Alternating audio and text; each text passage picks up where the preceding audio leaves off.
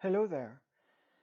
Let me ask you a question. When you think about Tantra, do you think about more the physical side or the spiritual side?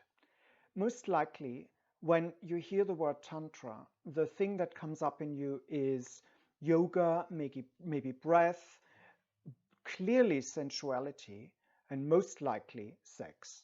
Because let's face it, that's what most people associate with Tantra. But there is a different side to Tantra.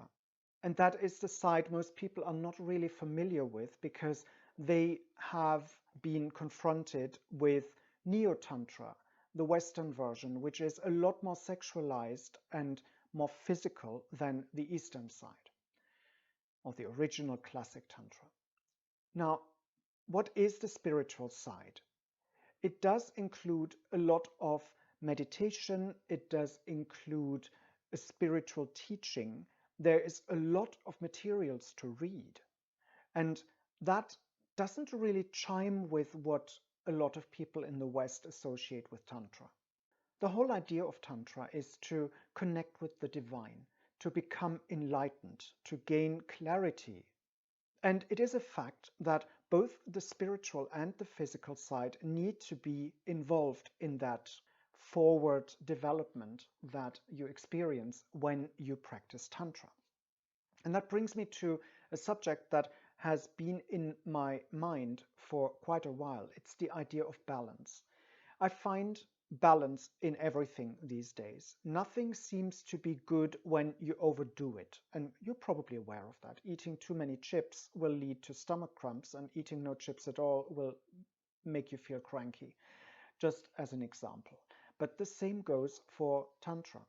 If you just focus on the meditative side and you neglect the physical elements that go with Tantra, you don't move, you don't gain any sense of your physicality, you neglect sensuality, you neglect fitness, then your journey will not be complete.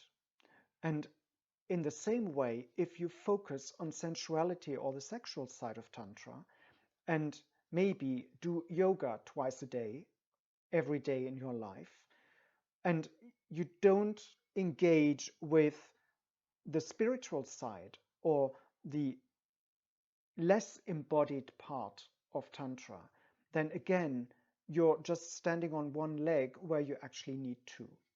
And the sense of balance that I'm talking about is to find the balance that works for you, that incorporates both of them. Maybe you find a meditative aspect in yoga, or you realize that a seated meditation doesn't work for you, but an active one does. You might be meditating while you dance, or you could be reading materials and embody them as you go along.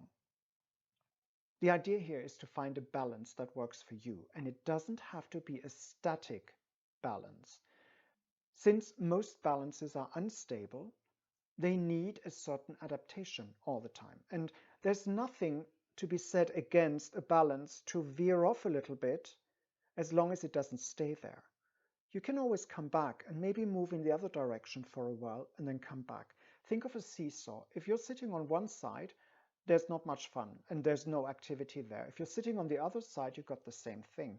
But if you're standing in the middle and you try to keep both ends off the floor, then you are in an adaptive kind of balance. And that doesn't mean you can't wiggle around a little bit.